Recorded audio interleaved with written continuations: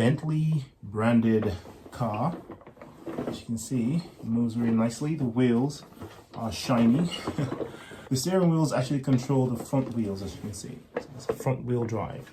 And basically, that's the place to sit down on. And guess what? You can open this. It's a compartment there for storing things, like toys. This car uses 2 AA batteries, and they are stored in the steering wheel.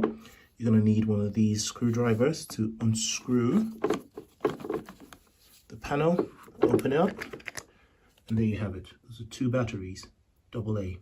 And those are used to power the audio stuff. So each one of these does something different. So I'm going to go through the buttons one by one. That's the, okay, that's the honk. So those are both motors here. And then you get this.